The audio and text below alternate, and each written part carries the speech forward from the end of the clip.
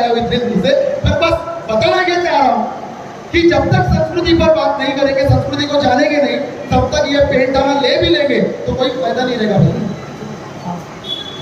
ये पेंटाना हमारा है, हमारा था, हमारा रहेगा, लेकिन संस्कृति जो हमारी है उसको बचाने की जरूरत आन पड़ी है।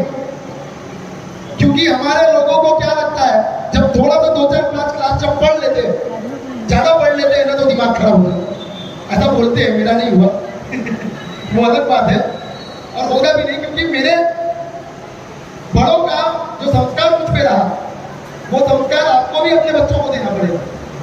वो संस्कार जब तक नहीं देंगे तब तक नहीं होगा। मेरे दादा ने मेरे पापा को गोंडी नहीं सिखाई होती, मेरे नाना नानी ने मेरी मम्मी को गोंडी नहीं सिखाई होती, तो वो लोग मुझे गोंडी नहीं सिखा पाते। और अगर मैं गोंडी नहीं सीख पाता तो मैं गोंडी में बोल नहीं पाता, और इतनी जो बड़ी बड़ी बातें हाँक रहा हूँ ना मैं, वो बोल ही नहीं पाता कि संस्कृति को बचाओ, संस्कृति को बचाओ, भाषा को बचाओ, वगैरह वगैरह। क्योंकि भाषा को बचाओगे तभी इस देश के मालिक साबित हो पाओगे। क्योंकि फिर से बबीता दीदी की बात पे आता हूँ। बबीता दीदी ने क्या बोला था, मालिक हो कैसे प्रूव करोगे, कैसे प्रूव करोगे?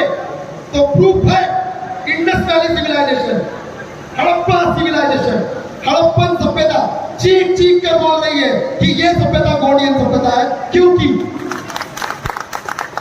फादर हेरास ने जब उस सभ्यता के लिपि को पढ़ने की कोशिश की थी, तो फादर हेरास ने बोला था, this particular language can be deciphered only into the proto-Dravidian language. ये जो भाषा, ये जो चित्रलिपि है, ये जो पिक्टोग्राफ है, इसको अगर पढ़ा जा सकता है तो वो सिर्फ और सिर्फ प्रोटो-द्रविडियन भाषा में पढ़ा जा सकता है। और उसको डॉक्टर मोतीराम कंगाली सर ने बहुत अर्थपूर्ण पद्धति से लोगों के सामने हम फिर फेल साबित हुए। क्योंकि इतनी बड़ी कोच को हम लोग अंतरराष्ट्रीय लेवल पर नहीं ले जा पाए। हम लोग आज भी इस पर इतने फेलियर है कि अंतरराष्ट्रीय स्तर पर जिसको ले जाना चाहिए, जिसका पब्लिसिटी करना चाहिए, जिसके ऊपर में खोज होनी चाहिए, जिसके ऊपर में चर्चा होनी चाहिए, जिसके ऊपर में अभ्यास होना चाहिए, उस पर बात ही नहीं है।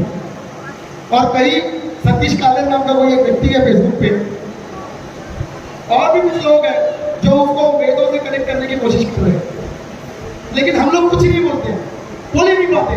क्यों नहीं बोल पाते? क्योंकि हमारा अभ्यास नहीं है। वो अभ्यास कब आएगा?